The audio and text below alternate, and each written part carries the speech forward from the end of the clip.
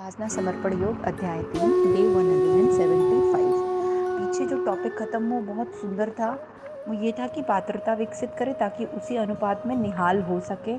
उसमें गुरुदेव ने हमें उपासना साधना आराधना का क्रम बहुत सुंदर तरीके से समझाया। एक एक स्टेप एक एक बात को खोल के रख दिया।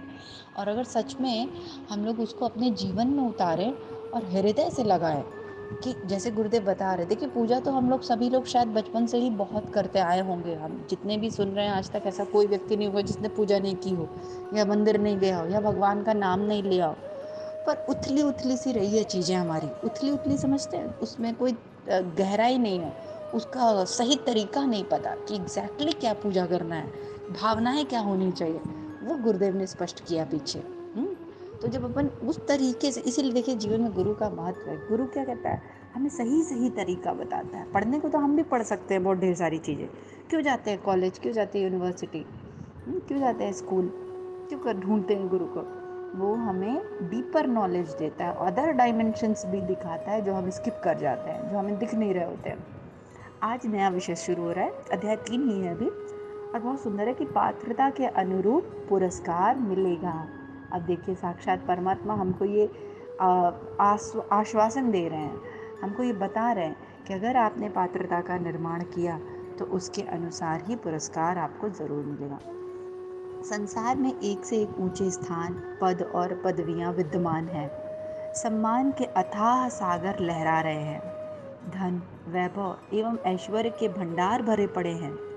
विद्या, ज्ञान और कला कौशल के अक्षय कोष बिखरे पड़े हैं। ये सारी संपदाएं एवं विभूतियां मनुष्य के लिए, उसके कल्याण के लिए हैं। ये सारे पुरस्कार इसलिए बनाए तथा फैलाए गए हैं कि लोग अपने गुणों, अपनी योग्यता एवं अपनी पात्रता को प्रमाणित करें और इन पुरस्कारों में अपना भाग सुरक्षित कराएं। ये सच है। हम लोग देखिए, अगर भौतिक जगत की बात करें, अब देखिए यहाँ पे गुरुदेव, देखिए आपने कभी एक चीज़ नोटिस की, गुरुदेव कोई भी बात शुरू करते हैं तो पहले वो दिखाते हैं कि देखो कैसे भौतिक जगत में काम चलता है। अब बस यही व्यवस्था आध्यात्मिक जगत में ही है, सेम व्यवस्था।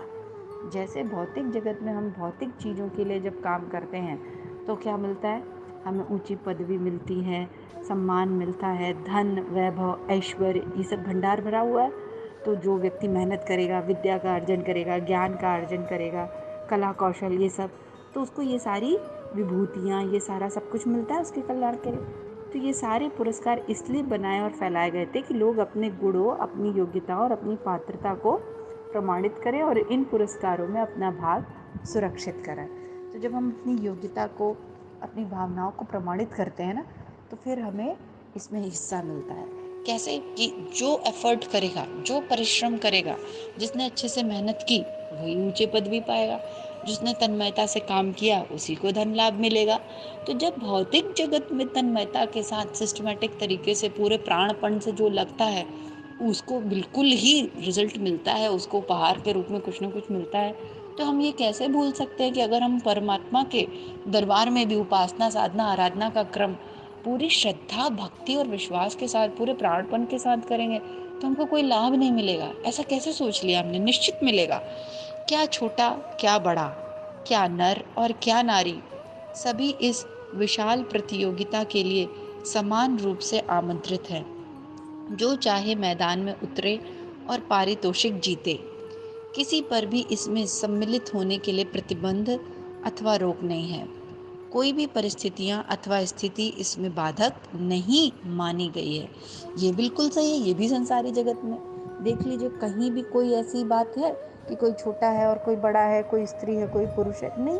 एक प्रतियोगिता, कॉम्पिटिटिव एग्जाम, तुम एग्जाम में बैठो, एग्जाम क्वालिफाई करो, इंटरव्यू क्वालिफाई करो, ट्रेनिंग अच्छे से करो, सब आपका है। अब आजकल के तो हम लोग एकदम देख रहे हैं कैसे स्त्रियां भी सब कुछ कर रही हैं, महिलाएं भी बहुत आगे हैं। उन्होंने, महिलाएं देखो, हेलीकॉप्टर उड़ाने से लेके नासा पे ऊपर जाने से लेके सब कुछ उन्होंने किया। तो ये क्या बता रहा है, ये बता रहा है कि जैसे भौतिक जगत में कोई ऊंच नीच नहीं है, कोई दोगला व्यवहार नहीं है। जो अपनी पात्रता को सुनिश्चित करके प्रूफ कर देगा, जो अपनी एलिजिबिलिटी और एग्जामिनेशन निकाल लेगा, उसके लिए सारी चीज़ें सर्व सुलभ हैं। बिल्कुल उसी तरीके से आध्यात्मिक जगत में भी कोई भेदभाव नहीं है। लोग कहते हैं अरे फलाने व्यक्ति पे तो भगवान की बड़ी कृपा है, मेरे ऊपर तो कोई कृपा नहीं है। अरे उसके तो बड़े पूर्व के ये होंगे वो होंगे। हाँ, तो उसने कुछ पात्रता निर्धारण किया होगा, हम भी करें। हम अभी अब तो हमें भगवान ने अवसर दिया ना, पीछे का भूल जाओ, सब भूल जाओ पीछे का। अगर हम सिर्फ अभी अभी का भी ध्यान रखें तो अभी में भी आप देखें, अभी मनुष्य तन दिया, सद्बुद्धि दी, विवेक दिया, बोलने की शक्ति दी, समझने की शक्ति दी, पढ़ने की शक्ति दी। कहाँ नियोजन कर रहे हो इसका? देखो ना कि इतना ढेर सारा जो पावर दिया इसको कहाँ इन्वेस्ट कर रहे हो। तो इन सभी पावर्स को जहाँ भी इन्वेस्ट कर रहे हो, इन सभी पावर्स को ध्यान से देखो और तब अच्छे से अपनी एलिजिबिलिटी निर्धारित करो। यह प्रतिबंध का नियम होता है जो संसार के किसी एक ही तरफ के लोग तरक्की करते दिखाई देते हैं, बाकी सब लोग सदैव ही दीनहीन दशा में पड़े रहते हैं। इसके विपरीत हम देख सकते हैं कि कल जो गरीब थे आज अमीर हो गए, कल जो मूर्ख और अज्ञानी माने जाते थे वे आज सुजान हो गए, अभी तक जो निरक्षर और अशिक्षित थे वे अब ऊंचे दर्जे के विद्वान बन गए हैं। बड़े बड़े पतित, नीच और दुराचारी संत महात्मा तथा सज्जन होते देखे भी छोटे छोटे किसानों को बड़े बड़े फर्मों के कर्ता और साधारण मजदूरों को उद्योगपति होता देखा गया है। छोटे पद से बड़े पद पर तो लोग नित्य ही पहुंचते रहते हैं। यह सब वांछनीय परिवर्तन इसके प्रमाण हैं कि उन्नति के मार्ग में किसी के लिए प्रतिबंध नहीं है। तो देख कितनी सुंदर बात बता रहा है कि संसार में भी अगर आप देखें तो हमेशा ये लगता है कि जनरल लोग कहते हैं अरे एक ही तबके के लोग उठ रहे हैं, जो दीनहीन है बेचारे वो बेचारे अभी भी दीनहीन ही बने हुए हैं। गुरुदेव बोलते किधर, तुम ध्यान से देखो, इतनी विपरीत परिस्थितियां होने के बावजूद भी जो मूर्ख था, जो अज्ञानी था, वो ज्ञानी बन रहे हैं, जो निरक्षर थे वो पढ़े लिखे बनते जा रहे हैं, जो छोटे किसान थे वो बड़े फॉर्म के कार्यकर्ता बन रहे हैं, जो मजदूर थे वो उद्योगपति हो रहे हैं। लेकिन कौन, उसमें भी देखिए कौन लोग जो मेहनत कर रहे हैं, जो समर्पण कर रहे हैं, जिन्होंने श्रद्धा दिखाई है, जो प्राणपन से लगे हुए हैं। तो जो गुरुदेव कहते हैं कि संसार के पुरस्कार न तो किसी के लिए सुरक्षित हैं और न किसी के लिए वर्जित। ये बिल्कुल भगवान के लिए ही है कि संसार का ऐसा कोई दोगला व्यवहार नहीं कि हाँ इनको दिया जाएगा और इनको नहीं। जो मेहनत करेगा, जो अच्छे से लगा रहेगा उसको मिलेगा, और जो नहीं करेगा वो उससे वर्जित रह जाएगा। वे सबके लिए समान रूप से खुले हैं। परमात्मा के विधान में अन्याय अथवा पक्षपात की कोई गुंजाइश नहीं है। ये बिल्कुल सही है। हम लोग को अक्सर ये बहुत फील होता है ना कि भगवान के दर में अन्याय हो गया, ये हो गया। नहीं, भगवान के यहाँ कोई अन्याय नहीं है। भगवान के विधान में कभी भी वो दोगला व्यवहार कर ही नहीं सकते। ये प्रकृति जो है एक मशीन है, एक सिस्टम है। इस सिस्टम को डिज़ाइन ही ऐसा किया गया है कि जो जैसा करेगा वो वैसा भरेगा। ये वाला हिसाब है, यहाँ पे गहना कर्मणो गति वाला हिसाब है। यहाँ परमात्मा का कोई दोष नहीं, उनकी शक्ति है बस। ये समझ लो वो बस पावर हाउस है। ऐसे वही पावर हाउस वाला एग्जाम्पल देते हैं ना कि वो बस पावर हाउस है, वहाँ से बस इलेक्ट्रिसिटी आ रही है। अब उस इलेक्ट्रिसिटी का क्या प्रयोग किया जा रहा है, ये प्रकृति में आके व्यक्ति निर्धारण करे कि तुम उससे क्या कर रहे हो। अब ऊर्जा दिया है तो परमाणु बम बना रहे हो कि किसी सार्थक काम में लगा रहे हो, कि कुछ प्रोडक्टिव कर रहे हो, है ना, कि कुछ सोलर ऊर्जा क्रिएट कर रहे हो तो ये वाली ऊर्जा क्रिएट कर रहे हो, कुछ सार्थक लोगों की जिंदगियां बदल रही हैं। तो भगवान तो देखो सबको निरंतर, राम को भी शक्ति भगवान ही दे रहे हैं और रावण को भी शक्ति भगवान ही दे रहे हैं। ये विजडम अपना है, बुद्धि विवेक, कि हम उस शक्ति का क्या प्रयोग करते हैं। यहीं पे आ जाती है बात गहना कर्मणो गति वाली। तो गुरुदेव यहाँ कहते हैं जब ऐसी बात है कि संसार की विभूतियों में सबको अधिकार है, तब क्या बात है कि कुछ लोग तो उन्नति एवं ऐश्वर्य के ऊंचे ऊंचे सोपान पे चढ़ते हैं और अन्य लोग गर्हित गर्त में पड़े पड़े जिंदगी के दिन पूरा किए करते हैं। तो अगर ये बताओ इक्वालिटी, अब गुरुदेव देखो प्रश्न भी कर रहे हो, अगर इक्वालिटी है, सब लोग एक बराबर है और भगवान की नज़र में, ठीक है, तो यहाँ भेदभाव क्यों दिखाई पड़ रहा है? कोई बहुत ऊंचा हमेशा प्रगति करता हुआ, उसका जीवन एकदम शांत स्वर्ग, और कोई एकदम दीनहीन वाला जीवन बिताता हुआ, कोई जीवन में रस नहीं, उल्लास नहीं, उमंग नहीं, बस किसी तरह जीवन बीत रहा है। ऐसा कैसे हो रहा है? गुरुदेव कहते हैं इस प्रश्न का छोटा सा उत्तर है अपनी अपनी पात्रता। सही बात है, बरसाने वाला तो दिन रात बरसा रहा है, कौन कैसा बर्तन लेकर खड़ा है। और ये बर्तन कौन है? ये शरीर, ये मन, ये बुद्धि, ये अंतःकरण, यही है वो बर्तन।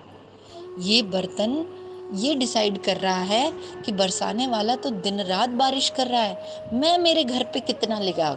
अब मैं छोटा सा लोटा लेके गई होंगी तो लोटे में पानी लेकर आऊंगी, मैं मेरे पास बाल्टी होगी बाल्टी में लेकर आऊंगी, पूरा बड़ा सा टंकी लेके जाऊंगी तो टंकी में लेकर आ जाऊंगी। और यही परमात्मा की कृपा है। यही समुद्र मुक्त रूप से लहरा रहा है, सरिताएं स्वच्छंद रूप से बह रही हैं, जलाशय एवं झीलें आवेष्टित नहीं हैं, झरनों, स्रोतों तथा प्रपातों पर निषेध का संकेत अंकित नहीं है। सब के सब संसार के हर प्राणी के लिए खुले हैं। लोग उनसे अपने अपने कलश और लोटे लेकर पानी भरने जाते हैं, जो जितना चाहे भर ले। ये उदार जलाशय कभी किसी से ये नहीं कहते हैं कि इतना नहीं इतना भरो, किंतु फिर भी सब लोग जल की समान मात्रा प्राप्त नहीं कर पाते। जिसके पास जितना बड़ा पात्र होगा वह उसी अनुपात से पानी का अधिकारी बनेगा। देखिए फिर आज वही हुआ मेरे साथ। इससे ये पता चलता है कि मैं नहीं हूँ, गुरुदेव हैं साक्षात गुरुदेव आके पढ़ते हैं आप लोगों के लिए। वो साक्षात महाकाल आते हैं आप लोगों के लिए।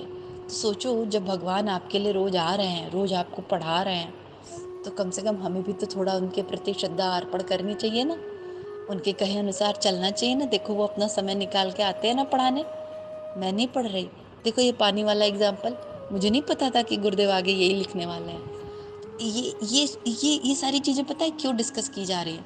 जिससे हमारा समर्पण और श्रद्धा बढ़े कि नहीं ये भगवान हमें बता रहे हैं, और भगवान की वाणी को कैसे ठुकरा दे। जो वो कह रहे हैं कि बेटा उपासना साधना आराधना अच्छे से करो, मैं खड़ा हूँ तुम्हारे साथ, तो हमें मानना चाहिए इन चीज़ों को। देखिए इधर भी गुरुदेव ने इसमें भी क्या समझाया कि वही कोई लोटा लेके जा रहा है, कोई कमंडल लेके जा रहा है, पर क्या पानी ने कभी किसी से मना किया? समुद्र ने किसी से कहा कि नहीं तुम इतना ही ले जाओगे, मैं तुम्हें इतना ही दूंगा? वो तो दिन रात बह रहा है, तुम्हें जितना ले जाना है ले जाओ। तो सब लेकिन अपनी पात्रता के अनुसार ले जा रहे हैं। इसी प्रकार संसार में जो व्यक्ति अपने अंदर जितने अधिक गुण, जितनी अधिक क्षमता और जितनी अधिक योग्यता विकसित कर लेगा, उसी अनुपात में उतनी ही अधिक विभूतियों का अधिकारी बन जाएगा। बस बिल्कुल ऐसे ही संसार काम करता है। सारे एनर्जी सेंटर्स, एनर्जी पॉइंट, सब कुछ परमात्मा ने हमको दे के रखा हुआ है। अब हमको बस उसको एक्टिवेट, और एक्टिवेशन मोड में है वो। ऐसा भी नहीं है कि हमारी जो पावर्स है वो डीएक्टिवेटेड फॉर्म में पड़ी हुई हैं। वो तो हमने कषाय कलमश जो पड़े हुए उससे उसको एक्टिव कर लो। ऊपर ये जो धूल मिट्टी पड़ गई उसको सब साफ कर लो उपासना साधना आराधना करके। परमात्मा तो नित्य प्राप्त वस्तु है। अभी बोलते हैं ना भगवान की प्राप्ति करनी है। भगवान की कैसे प्राप्ति करोगे? वो जो चीज़ आपको नित्य प्राप्त है, जो 24 घंटे ऑलरेडी मिली ही हुई है, उन्हीं की मदद से उठ रहे हो, बैठ रहे हो, सो रहे हो, खा रहे हो। जो बस ये है कि अनुभव में नहीं उतर रही है। उस अनुभव में उतारने के लिए ऊपर के ये कषाय कलमश हटाने पड़ेंगे। तो इसी भाव के साथ आज यहीं तक लेते हैं कि आज जो हमने पढ़ा कि जो परमात्मा की जो कृपा बरस रही है, हमारी पात्र ऊंचे उठ जाए, हम अपनी पात्रता बढ़ा पाए, हमारे जीवन में भी सच्ची साधना उपासना आराधना आ जाए, जिससे जो परमात्मा का अनुदान वरदान नित्य एक रस बह रहा है, सबके लिए एक समान, किसी के लिए ऊंचा नीचा नहीं, वो मुझे भी मिल जाए। क्योंकि परमात्मा की तो कोई गलती नहीं, वो तो दो आँख कर ही नहीं रहे। ये हमारी है कि हमने कितना साफ कर लिया अपने आप। इसी भाव के साथ माँ गायत्री से प्रार्थना करेंगे कि वो भी आज जो हमने पढ़ा वो हमारे जीवन में आत्मसात हो, हमारे जीवन में भी सच्ची साधना उपासना आराधना सम्मिलित हो, हमारी पात्रता ऊंची हो, जिससे महाकाल, जिससे प्रभु, जिससे गुरुदेव हमें अपने अनुदान वरदान देने लायक समझे। ऐसी हमारी पात्रता विकसित हो। तो कमर सीधी कर ले, दोनों हाथ गोदी में कर लें, सविता देवता के तेज प्रकाश को अपने अंदर उतरता हुआ महसूस करें। ओम भूर्भुवः स्वः तत्सवितुर्वरेण्यं भर्गो देवस्य धीमहि धियो यो नः प्रचोदयात्। जय गुरुदेव। सभी को प्रणाम। हमारे YouTube चैनल को सब्सक्राइब करें और बेल आइकन को दबाकर ऑल पर क्लिक करें ताकि नोटिफिकेशंस आपको मिलती रहें।